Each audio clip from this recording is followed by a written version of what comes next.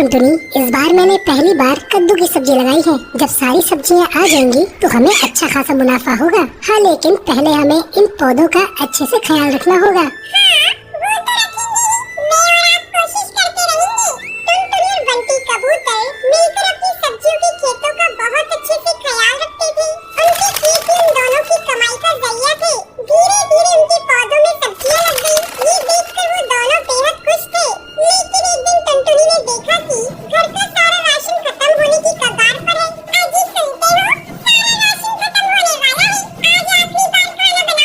अच्छा, कोई बात नहीं, कल कुछ सब्जियां तोड़कर बाजार में बेच दूंगा, ठीक है? उस रात टुनटुनी और बंटी कबूतर सो गए। तभी तेज बारिश शुरू हो गई। बारिश के साथ तेज आंधी भी शुरू हो जाती है। मौसम अपना कहर बरसा रहा था। तभी बिजली की आवाज सुनकर टुनटुनी की नींद खुल गई। उसने बरसात की आवाज सुनी और अपने पति को उठाने लगी। अजी उठिए, बाहर आंधी तूफान आ रही है। क्या? आवाज सुनिए। जब बंटी कबूतर टाल पर आकर देखता है तब तक तेज आंधी से सारे पेड़ पौधे उखड़ चुके थे। टुनटुनी, सारे पौधे उखड़ चुके हैं। हे राम! आप पहले अंदर आइए। बंटी कबूतर घर के अंदर आया और उसने दरवाजा बंद कर दिया।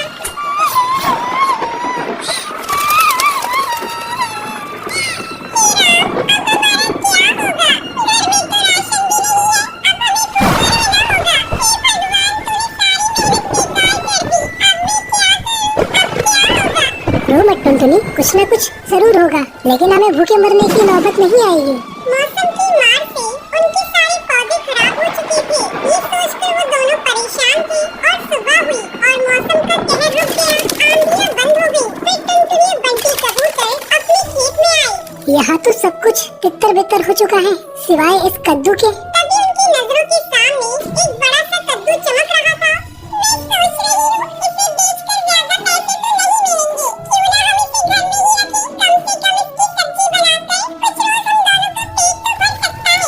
हाँ, तुम सही कह रही हो टुनटुनी, चलो इसे अंदर ले चलते हैं।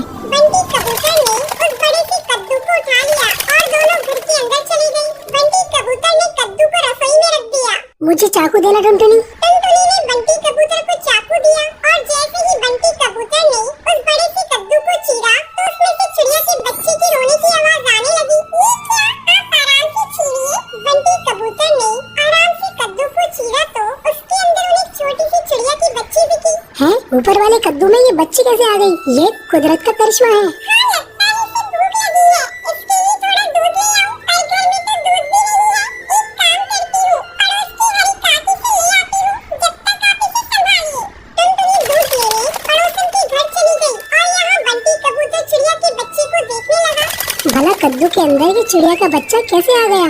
लगता है ये कोई मामूली चिड़िया नहीं है, जरूर एक करिश्माई है।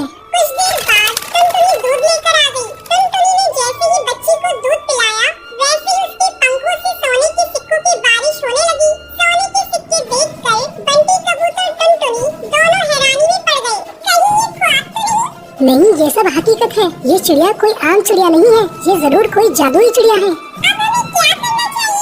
हमें इसका अच्छे से ख्याल रखना चाहिए जब तक इसके माता पिता नहीं मिल जाते। अब तक हम गरीब थे, लेकिन इतने सारे सोने से हम अमीर बन गए हैं, तो अब हमें गरीब पक्षियों की मदद करनी चाहिए। आप बिल्कुल सही कह रहे हैं। गरीबी की तकलीफ क्या है वो हमें ही पता है। टुनटुनी और बंटी कबूतर ने उस चिड़िया का बहुत अच्छे से ख्याल रखा और सोना बेचकर मिले हुए पैसों से दोनों ने गरीब पक्षियों की मदद करना शुरू कर दिया। वो दोनों रोज जंगल के गरीब पक्षियों को खाना बांटा करते थे।